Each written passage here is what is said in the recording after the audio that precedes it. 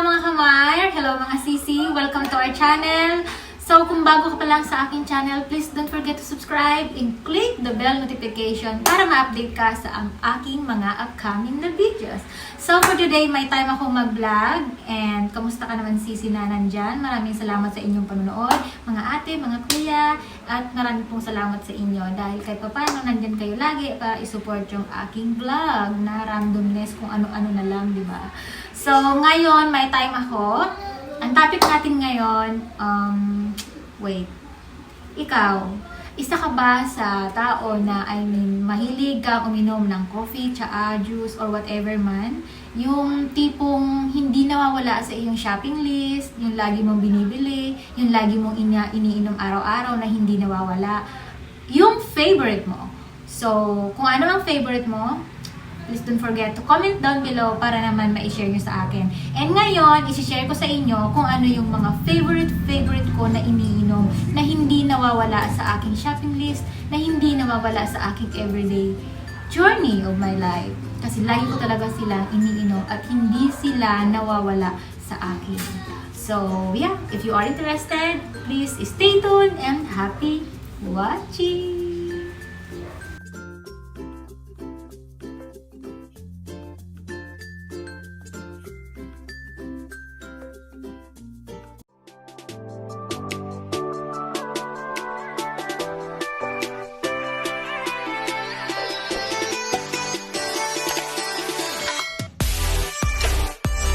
Tingnan nyo naman to mga sisi.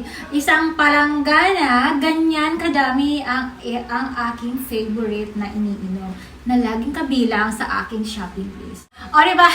Nagulat ka ba mga kamay? Ganon kadami ang aking favorite. Ganito kadami, isang palanggana ang aking mga favorite na hindi nawawala sa aking shopping list at hindi nawawala sa aking everyday.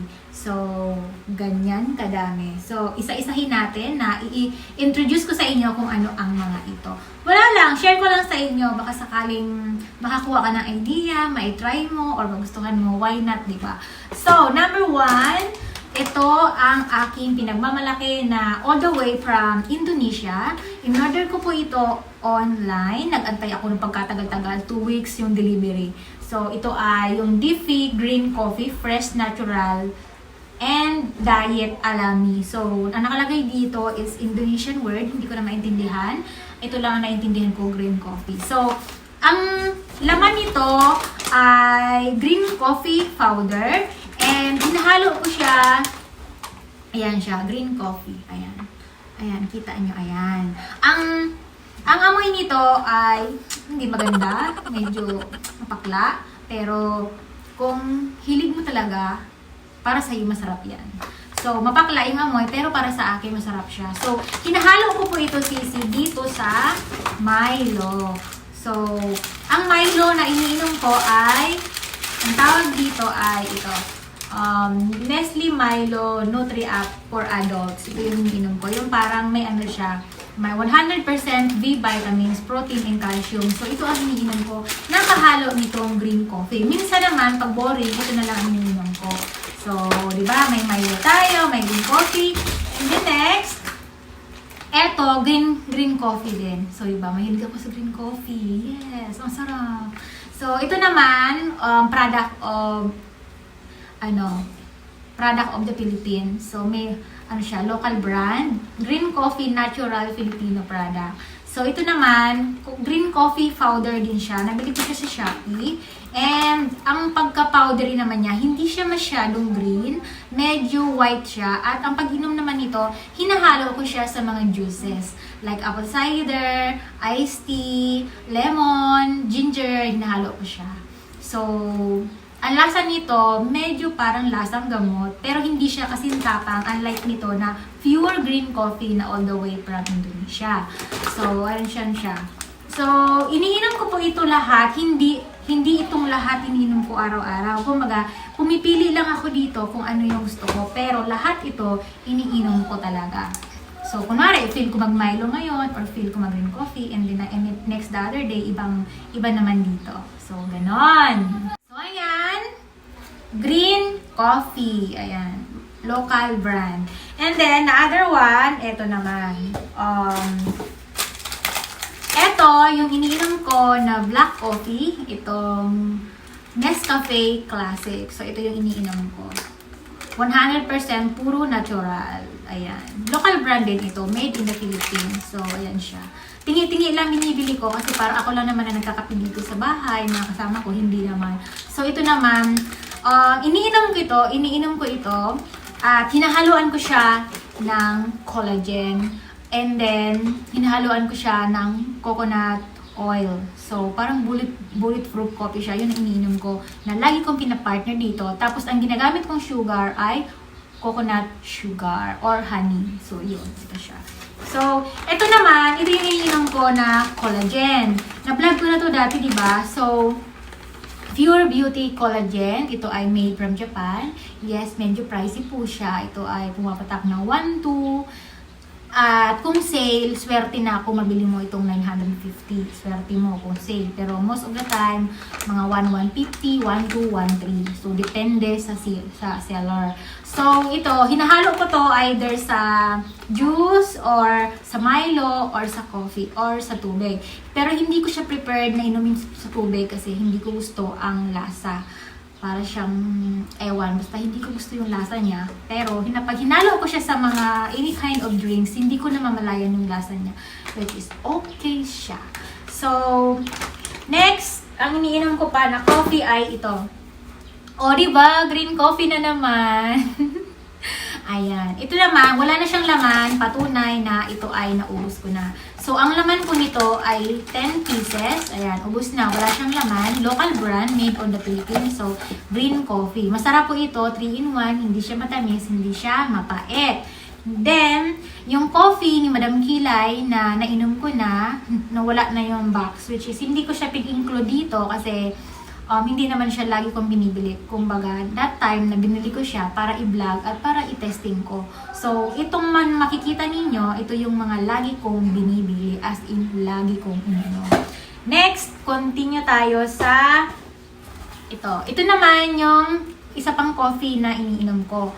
Ito naman, Vita Herbs Brazilian Agaricus Coffee, Slim and Fit 9-in-1. Kasi marami siyang mga health benefits at mga ingredients na nag-claim na maganda. May collagen, mushroom, aloe vera, and green tea. And L-carnitine, which is L-carnitine nakaka-help para hindi ka mabilis tumaba. So, yun. And green tea. Diba? Ayan. So, ayan siya. Ayan. Sa online ko din po ito nabili sa Shopee. And ito pala, tsaka ito, same lang sila ng company, Vita Herbs. So, mag-ingat kayo, kailangan na bibili nyo yung mga original. Kasi marami na ngayong mga fake na kumakalat. Be aware, mag-observe muna at magbasa-basa kung saan yung legit. So, ito siya. And then, yung last na mapakita ko sa inyo, mga tsaa naman. So, isa ito sa pinaka-favorite ko, itong Lloyd brand, made from Japan ata ito. Ay, made from, saan ba ito gawa? New Zealand. Ayan. Na-vlog ko na to dati. Ayan ang itsura niya sa loob. Ayan, ayan. Ayan siya. Mabango. Ang flavor niya ay cranberry, raspberry, and ginger. So, most of the time, iniinom ko to bago matulog. Kasi nakakapagpahimbing siya ng pagtulog. So, ang laman niya ay 20 bags. So, affordable naman ang price niya. Mabibili mo to sa mga Japan Homes, sa mga tea racks ng mga supermarket. And then, the other one na favorite ko ay itong Stash. Ayan. Stash na tsaa made in Paris. So, ito ay black tea. So, iniinom ko to every morning and afternoon kasi hindi siya magandang inumin bago matulog kasi baka hindi ka makatulog. So, ito siya. So, ang laman naman niya, ang nagustuhan ko dito is nakabalo talaga. So, the best inumin ito sa morning breakfast. So, ayan siya. So, konti na lang. Ayan.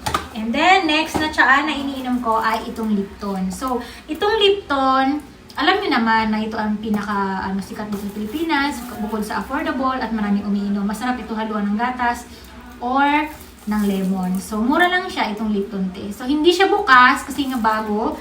Yung isa nito ay kakaubos ko pa lang. Ito yung bagong stock ko. So, Lipton. Meron din akong Lipton green tea, pero naitapon ko na yung box. Iniinom ko din yon, yung Lipton green tea. Wala ako dito.